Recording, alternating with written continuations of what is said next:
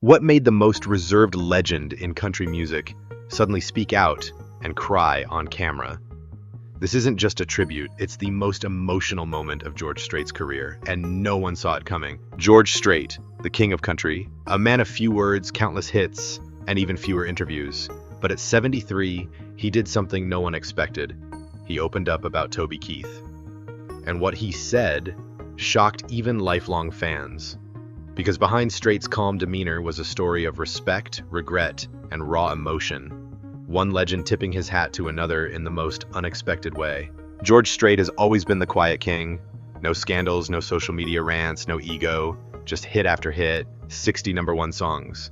But what fans never knew is that for decades, he kept his distance from one man, Toby Keith. Why? On the surface, they were complete opposites. Strait was polished, traditional, respectful. Toby, loud, unfiltered, unapologetically American. While George played it clean, Toby kicked down the door with boots on and a beer in hand. And for years, the country world whispered, do these two even like each other? They never collaborated. They never toured together. They never even mentioned each other. Until now. Because at 73, George Strait finally said what he really thought. And what he revealed wasn't just unexpected, it flipped everything fans thought they knew about the quiet cowboy. It happened at an award show in the late 90s. Backstage, the country elite were schmoozing in their suits, sipping whiskey, playing polite. Then Toby Keith walked in, loud, laughing, and completely not giving a damn. Some rolled their eyes, others stepped back, but George Strait, he watched, silently, curiously, maybe even a little impressed, because that night, Toby didn't play the game. He roasted a label exec to his face. He cracked jokes at his own expense. He stood tall like a man who'd already made peace with being the outsider, and George, he turned to a friend and whispered, that guy's got fire, dangerous fire. Nobody ever heard about that moment. Until now, and it was the first time George admitted he saw something undeniably powerful in Toby Keith. Not just a wild card, not just a loudmouth, but a man who had the guts to be real, even when it rubbed people the wrong way. And that got George Strait's respect. Toby Keith didn't just write hits, he dropped bombs. When he released Courtesy of the Red, White, and Blue, it was like gasoline on a fire. Half the country stood up and saluted. The other half, they called him dangerous, aggressive, even toxic. It made headlines, it sparked protests, and it cemented Toby Keith as the most controversial voice in modern country music. But while the media fought over it, George Strait was shan't. Until now. In his recent tribute, George finally broke that silence, and what he said stunned fans. He admitted that, even though the song ruffled feathers, he saw something deeper. Toby gave people a voice. He captured pain, pride, and fury in 3 minutes. That takes guts. George knew the risk Toby took. He watched as the industry tried to cancel him before cancel culture even had a name. And yet, Toby didn't flinch. He said things I never would have said out loud, George confessed, but I'm glad somebody did. For a man who built a career avoiding drama, this wasn't just a compliment, it was an admission that sometimes being bold matters more than being liked. Toby Keith was fighting a war, not on a battlefield, not on stage, inside his own body. When the news broke that he had stomach cancer, fans were stunned. Some cried, others thought it had to be a rumor. But behind the scenes, Toby wasn't asking for sympathy. He wasn't making tearful posts or trying to sell headlines. He was still touring, still writing songs, still standing tall in his boots, even when the chemo knocked him to his knees. And George Strait, he noticed. He remembered seeing Toby backstage once, not long after the diagnosis. Toby looked tired, gaunt, slower to move, but still smiling, still shaking hands, still cracking jokes like nothing was wrong. He had every reason to stop, but he wouldn't. George said quietly. He wanted to make people feel something. That was his mission, even when he was hurting.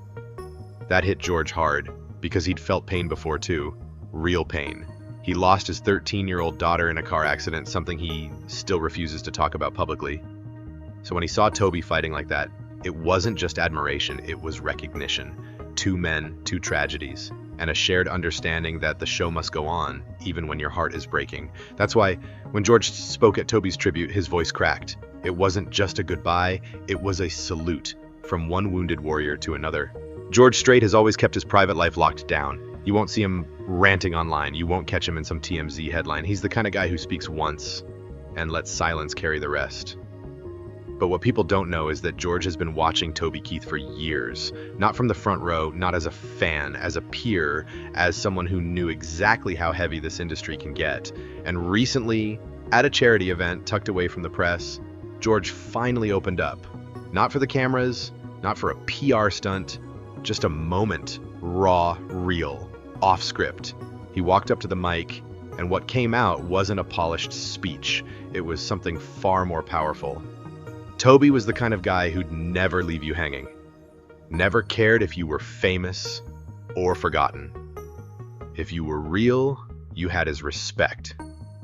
He paused. People leaned in. Some thought he was done. Then he added, almost under his breath, "I wish I told him that sooner." And just like that, the whole room shifted, because George Strait, the man known for never showing emotion, had just done something unthinkable. He admitted he'd kept too quiet for too long, and that, right there, was the moment fans realized this wasn't just about Toby, it was about regret, the kind you carry silently for years, until it finally breaks through. In the spotlight, they looked like opposites. George Strait, the gentleman cowboy, Toby Keith, the fire starter. One sang ballads, the other lit matches. But behind the scenes, something deeper was brewing, a rare kind of respect. They weren't best friends, they didn't hang out on weekends, and they sure as hell didn't fake it for the press. But George saw something in Toby that not many in the industry understood. He didn't play the game, and that is dangerous in Nashville. While others polished their image, Toby doubled down on his truth. He refused to bend for record execs. He called out fake industry smiles, and he built an empire doing it his own way. George, a man who also avoided the spotlight, just in a quieter fashion, recognized that rare independence. Toby didn't need permission to be who he was, George said, and that scared some people. They didn't always agree. They weren't always aligned musically, but deep down, George admired what Toby represented, a rebel, a risk-taker, a voice that never asked for approval and never needed it. And that's what made this tribute so shocking, because it wasn't just one legend talking about another, it was George Strait, finally revealing that in an industry full of smoke and mirrors, Toby Keith was one of the only real ones left. And in George's world, that kind of honesty is rarer than gold. There comes a point in every man's life when the mirror hits different. Not because of the gray hair, not because of the wrinkles, but because you start counting backward, not forward. And for George Strait, that moment came at 73. He said it quietly, almost like he didn't want to admit it. You get to a point where you look back more than you look ahead. That hit hard, because George has lived through what most can't even imagine. He's buried a child. He's watched friends fade. He's seen legends fall. And some never get their flowers until it's too damn late. So when Toby Keith got sick, something shifted in him. This wasn't about charts anymore. It wasn't about who had more hits or sold more tickets. It was about legacy, about what you leave behind when the stage lights go out. "I've spent my whole life letting the music speak," George said. "But some things you just have to say out loud." And that's when fans realized this wasn't just a tribute, this was a confession. A moment where a man who built a career on silence finally said what was sitting in his soul. He admired Toby, respected him, missed the chance to say more. And the weight of that silence, it hung in the air like a final note, one you don't want to end. In the world of country music, real recognizes real.